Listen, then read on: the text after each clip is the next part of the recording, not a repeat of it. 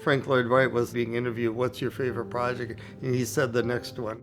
I say, whatever I'm working on right now is my favorite, because you have to be all in. Otherwise, why am I doing it? I mean, I don't have to be doing this. I love doing this.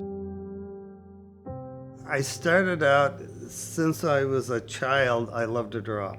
Actually, my mother put a blackboard inside coming into our kitchen, the back hall. So if I had a hard time explaining something, she'd hand me the chalk, and if I drew, then I could explain it and she understood. My family, everybody around me always assumed I'd be an artist, right?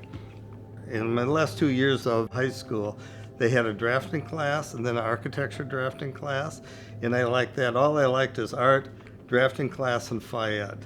So I graduated like the bottom 10% of my class, so it wasn't great. I got accepted in the School of Architecture. I don't know how, really. People love the drawings, but that's how I had to create. I'll go to the site, get a feel for the site, decide what you want to block out of the way, what you want to see, because I can make almost anything around me disappear and still have light. If you go to the site, you can feel it. You just have to not be self-conscious. You have to stand there and put your arms out and go back and forth like this, and I swear you can feel it. And where you stop going back and forth, that's the main view. That's the way you want to orient the architecture in the house.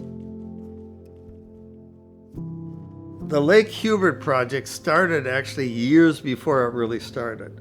They actually saw a project that was featured in Florida Design Magazine, and they go to spend time in Marco Island. So they saw it, and they said, well, this architect is right in Minnesota. Carol and I went up to Lake Hubert. It is a beautiful site.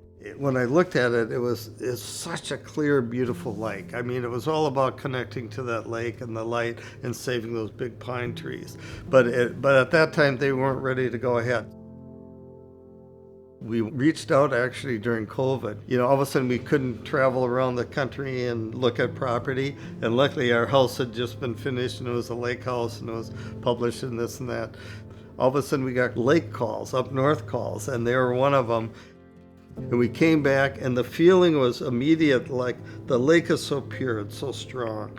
And then the architecture, there's a stone wall that they loved and they wanted to keep. So the idea was that you walk into the house and it's boom, the lake is just there. You're connected to the lake. You're connected to it inside. You're connected to it outside. It was how do you arrange the entrance experience coming through the trees, and how does it open up, and how do you frame that?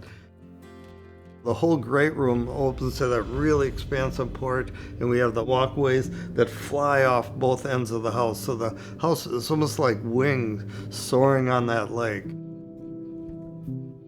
So I guess it's 10 countries we've done work in, and we've done work in like 20 states. We get a call from Arizona, get a call from Florida. Wherever we got a call, we would go there and meet them in person. We're a little firm, you know, and we can only take so much work, but we're all in, and we work as a team. It's a collaboration.